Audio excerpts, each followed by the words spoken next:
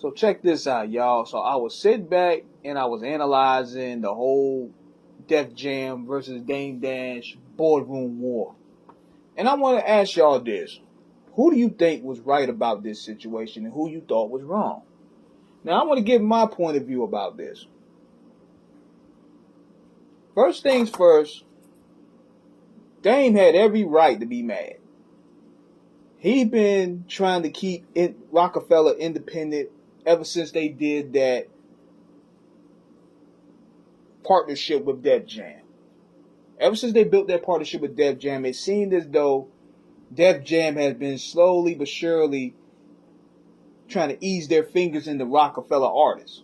It started going back to the backstage incident where they tried to give him Def Jam jackets.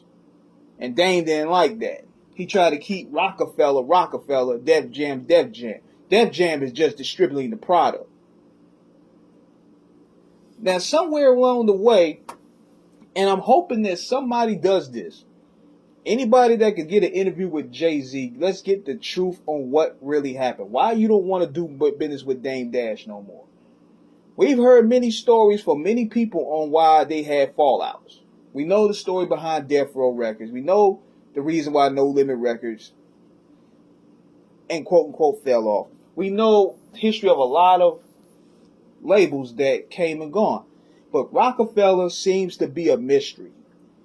There's more to it than that. You mean to tell me these guys were close? Dame on stage, doing the rock, doing the Dame dummy dance. You go from 1 year doing all that, you're bringing Michael Jackson on stage, y'all caking off of the Blueprint, to not speaking anymore, to not doing business anymore, to, oh, I'm not talking to him no more. Don't talk about me about Jay. Don't talk to me about Dame. Now, we heard Dame Dash's side about this. I want to hear what Jay got to say. Nobody's really asked Jay any questions about Dame Dash at all. It seems to me when people get on that higher tier superstar level, they have their questions micromanaged. You can't ask them this, you can't ask them that. But the people want to know. And see, with that being said, I felt Jay was wrong because here Dame is trying to fight for the independence of keeping Rockefeller, but you going doing business with the guys that Dame Dash is cussing out. Right behind his back. That's what I didn't like. Like, if you didn't want to do business with that man, y'all have a sit down and y'all go y'all separate ways. Y'all have y'all disagreements or your agreements. Y'all handle it like businessmen. And if you want to go your separate way, go your separate way. But see, Jay didn't do that. Jay didn't do that at all. He started doing this thing independently. He did the Back in Black by itself. He did the S. Carter movement by itself. He went in and orchestrated that whole meeting on his own behind Dame Dash's back. And I didn't like that because you had Dame looking crazy. He over there cussing everybody out. And yet the man that you riding for them did business with these people already. Dame knew the writing was on the wall. He pretty much knew the writing was on the wall at that point. But one thing for sure, and people want to disagree about this, when they say, man, Jay-Z didn't need Dame Dash, negative. Because without Dame Dash, there is no Jay-Z. Think about it. Think about it for a minute. Dame Dash had to go through all those headaches, cussing out these executives, orchestrating these deals. He took on the headaches, while guys like Jay didn't have to do any of that. All he had to do was go in there and create. Go on tour. Do shows. Dame had to take care of all of that. He did all the legwork for Jay-Z. It's the same way with Suge Knight. With Suge Knight, he had to take care of all the headaches, the paperwork, the shiesty, cutthroat individuals that want to cut between your independence. So Dre, so Snoop, so all those guys can go in there and create classics.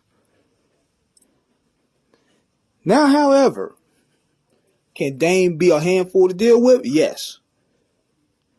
They should have had a conversation to where they could talk about it and really get an understanding. Like, tell them to calm it down a little bit. You don't want to make these guys mad. You know the Sam Rothstein, Nicky Sotero thing. And perhaps Dame got a little ahead of himself at times. Like, sometimes he had to tone a lot of that down, because when you start putting your foot in people's necks too much, it's going to be a matter of time before they try to turn the cards on you. So the industry in return did that. All the guys that he stepped on, Kevin Liles, Steve Stout, Lior, Jay started doing business with them and empowered them. So when people say that there will be no, will there be, Jay-Z didn't really need Dame Dash, that's very that's very what I would consider disingenuous to Dame Dash.